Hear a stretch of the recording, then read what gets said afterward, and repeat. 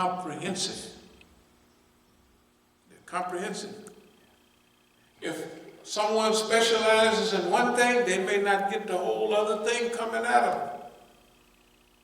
The whole world is moving in a certain direction. I believe that's why we have been so accurate. You have to, if you miss anything, at least try not to miss the level of accuracy over a long period of time, right? Think about it. How long have we been accurate? And how accurate have we been on the world stage? Not just on the, man, we got, I was just looking over some of our old paperwork. UC Berkeley Muslim Students Publication. This is our favorite ayat, وَتَصِلُوا بِحَبْلِ اللَّهِ جَمِيعًا. Wahda, unity. This is one of those big programs we had in Berkeley. And I mean, thousands of people came to these programs. This is probably, February of '97. Man, that's 23 years ago? Wait a minute. That's 23 years ago, 97. A lot of people weren't even born in 97, you know. But Salatul Jummah, or going to start rather resisting racial discrimination, Jummah prayer, Dr. Hamid Algar. A lot of people don't even know who Dr. Algar is. Dr. Algar was the first and only person from the Muslims to interview Imam Khomeini. And he interviewed him in Farsi. Why? Because all the Iranians said Dr. Hamid Algar's Persian is better than ours. In other words, he's a professor, so he has a high elevated, Persian. Turkish, he even 30 years ago was studying Malay. 7:30 p.m. lectures, Malcolm X, examples of activism and empowerment with Imam Musa and Muhammad Abdullah. Later on, lecture with Mahmoud Abdul Rauf, and on and on and on. Wahda is not new for us. Unity is as old as the hills. I was looking at some of the things. This is 98. One of the biggest Masjid in South Africa. Salatul Jummah, Imam Musa. Keynote speech, Islam in the West, Clash of Civilizations, Muhammad Al-Asi. On workshops, Panelists, Safin Kazim, Bahia Ali, and Rahmi. This person that was writing for Crescent, Palestinian sister. But all of these are programs that we had overseas. They were all very, here's again, role of media in Islamic movement. That's dealing with perception management. I have little notes: internal, inform, inspire, and direct. That's what our goal is. It's just something right at the top of your paper. My goal, when I go out here and talk to these people, is to inform them, to inspire them, and then to direct them. Not leave out the most important part at the end. A lot of people inform people, they chit-chat a lot, but they don't direct. Now, what do? We've had this as our goal on our paper since 1979 at least. Inspire, inform, and direct. Role of leadership. That was, when was that, 98? Yeah. Here's another one, July 98. have right here Imam Abdul Ali Musa, Sister Bahia Ali. Right? And then these are the topics of both. This is in Lenasia. Lenasia is a specific city. Lenasia means in that language, or that land of the Asians. Lenasia. This is a beautiful city, man. When I go through there, I remember when I was walking one day, I could see 4 menorah from the place. It's a big lot, but I could see 4 minarets from where I was standing. Now, this is a Muslim neighborhood, so it had 13 masajid in it. But I was just inspired. In 1961, the Group Home Areas Act, the Muslims had a lot of the businesses in the city, and Pretoria and all of that. And the South Africans just came through, took all their businesses, and the Group Area Homes Act, they put them out in another place, and they called it Lenasia, the land of the Asians. This is 1961. A lot of people think that they just took Negroes and stuck them here and there, right? But they did everybody like that. That's why the South Africans was different than other Africans that was from India. They got treated so bad, but they was making a lot of money, that they stood with the Africans. Very few those types of people stuck with the Africans. But anyway, let me see. So now, experiment. A test performed to demonstrate a known truth. Examine the validity of a hypothesis to ascertain the efficiency of something previously untried. Go beyond where anybody else has gone, you're the Star Trek. What we do. What we're doing now is beyond, okay. Do you notice how skillfully the media is trying to take us back to Martin Luther King and back to Malcolm X? Not only emotionally, but where they was physically. What they were struggling for. To go back there, to discuss it, to be about that.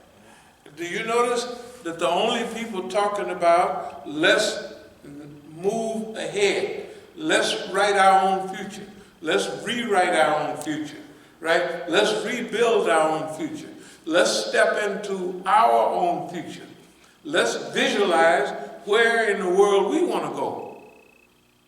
That's our job today. Remember we was talking about even motivational speeches and lectures. We said those people have reached the end of their rope because they only motivate to get more money, there's a few of them that talk about they mix spiritualism with physicalism, and some, even Napoleon Hill, one of the earliest ones, he had 12 things that make you successful, and the last one was money. But he's different from the modern guys. They listen to other tapes and they become an expert themselves because they don't listen to everybody. They don't have no experience. You can tell they don't have no whole lot of experience. You can tell good speakers, even like our homeboy, Les Brown. He's a good speaker, and he brings up some good points, especially for black people. But he don't have the same experience. Why? The other guy started in Andrew Carnegie's time, and he did that stuff for 40 or 50, 60 years. He did it all his life, right? And we wrote his book, Think and Grow Rich. If you read his success criteria, Number 12 was money. You could turn the heat on just a little bit. Okay, so now, experiment is try something new that haven't been proven yet. What we're doing, ain't nobody did that yet. You gotta just imagine what we've been dealing with. I mean, suppose you're here at the Masjid and everybody in one day get up and leave. Or most of the people. They get up and leave, and then they hanging out. The ones that left, they hanging out with each other. Right? And they all gone. But why are they gone? Where did they go? What was the reason? Suppose that happened in Oakland. Right? Tons of people, you remember the demonstrations we all went to. I'll bring the pictures later. But we just was throwing down everywhere. This thing here, this program was UC Berkeley. That was 23 years ago. Wahda Unity, the most famous people in Islam are there. In South Africa, the most famous people in the movement are there speaking. Well, where are they now? What are they doing now? Right?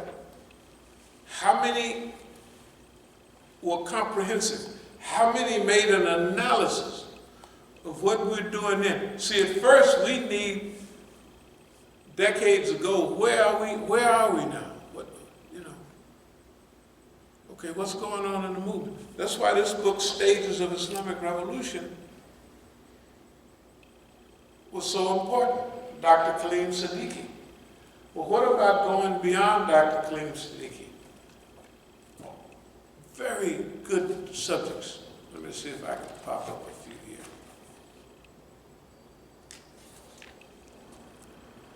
The role of intellectual revolution. So Dr. Siddiqui, he wrote during his time what the role of the Islamic revolution was. Process of globalization. Muslim political thought. It was over 30 years ago that he started Majlis Ashura Islamiyya fi Britannica, the Muslim Parliament. Nobody had, the ulama they hadn't devised a modern tax system in Islam, although there's millions of Muslims there in the UK. Dr. Kaleem Siddiqui, which is a Muslim activist scholar, not a specific Islamic scholar. He had to devise the whole system of zakat, the distribution, all Islamic organizations, in their parliament in the UK, they had representatives from all the Islamic movements. And see, over there, they have whole Islamic neighborhoods. Like we was telling, yeah, we want to develop masjid, business, schools, geographical integrity. He said, we're trying to get out of that. We already, see, they were forced or encouraged. They lived in Muslim. When they came, they opened a masjid, they lived all around the neighborhoods. Pretty soon, you go through parts of UK, then and now, and you see just all the girls going to school with hijab on. That's common in Europe, okay? So, they already got community. The stuff we're talking about, they done converted in UK. All old churches are converted to Masjid. Why? Because the people are forgetting about Christianity and Jesus. They Anglicans, they don't care nothing about nothing. So the Masjid, all them churches, they are Masjid now. Some of them even built from the ground up. Is that heat on or is that coolness coming in? It should be heat. Yeah. Huh? You normally smell heat when it comes on. What? Okay, all right. So you can feel it up there a little bit. Well, I don't feel cold, but it's Oh, on okay. heat. All right. Yeah, I can feel a little bit now. Let's get back toward global consensus. Interim movements and partial revolutions. Now this is in the, not 70, this is in the 80s and 90s. Partial, interim movements, temporary process things that are going on in the Islamic movement. That's why in the 90s and early 2000s we was talking about In the Pursuit of Power of Islam. I don't know if you remember those books, those Alpha Bangash, you know. But that's books on the pursuit of power in Islam. But by the time, by 2011 and stuff like that, we're saying to Ikhwan in Egypt, don't take power. Don't take power because the evolving situation, right? If you take power, first of all, the Zionists in America is going to prevent you from being a success. And it's easier to prevent someone from being a success than it is to make them a success. You know what I mean? Yeah, it's easy. You could stop someone from moving ahead, grease the tires, you know, grease the pole, they're trying to climb anything. It's easier to stop them than it is to get them up. The partial period in revolutions, why did we evolve and say, don't take power? Why? Because now the situation is different. During the 80s and the 90s, it would have been good for us to take political power. But by 2011, it wasn't the right time. What's the proof of that? Tahrir Square, I'm telling you, Muhammad al-Asi and Masood Shajari from Islamic Human Rights in UK, they called me from Tahrir Square. They knew my position. They said, hey man, there ain't no revolution happening there. They called me. Yeah, it's going on over here. I said, there ain't nothing going on over there.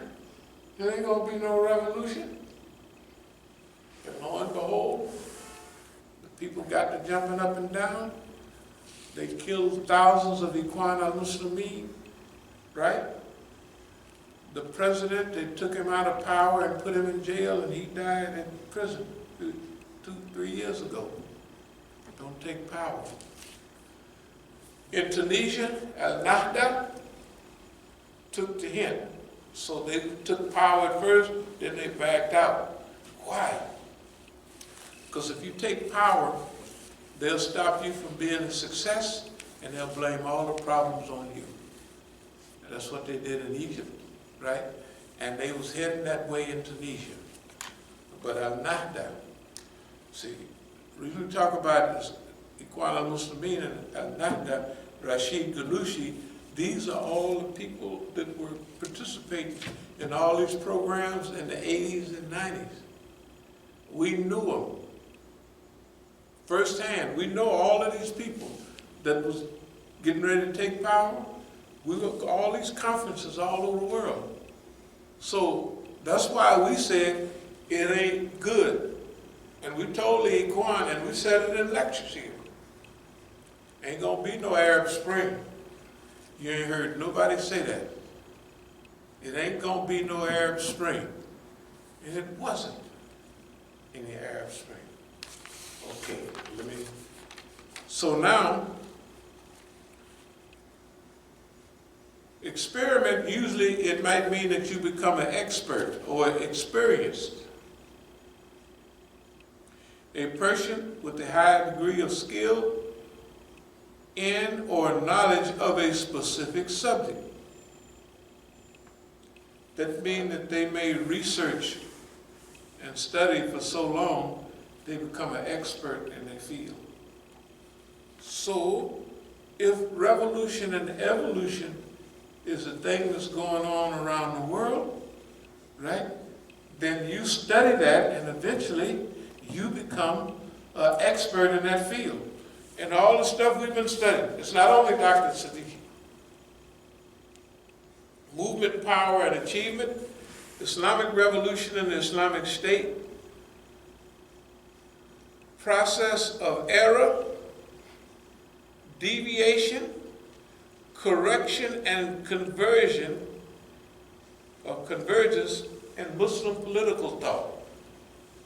This is a process that people are going through. When we talk about wandering in the wilderness, the process of error. People make mistakes at first. They study and they look at that experiment. No, that one didn't work. Let's try something else. Right? They keep on experimenting. What we do here, we experiment and we implement. Because remember, we had our finger on the button way back when. By the time we get up here, Dr. Kaleem Siddiqui, we already got our finger on the button. We're not going through the era and convergence and what have you anymore. But other people are. So he's teaching people on the process of error, deviation. They deviate, more than one type of deviation. You could deviate with Salafism. You could deviate with Sufism, the wrong part of those. The good part of it is all good. But part of it, you may float off on a rug somewhere and be gone. You may become so spiritual that you lose contact with reality. Correction and convergence of Muslim thought. So, convergence means when it comes back together. What I'm trying to explain is show you what we have been doing here and why we are now able to teach what we're doing to other people. Because we're the teacher now, we're not the students anymore. You eventually become teacher. So that's what we are. We are now teaching. We don't stop learning, but now we're teaching. You notice all the people, whether it's Christopher Hedges, whether it's the lady. Michelle Alexander.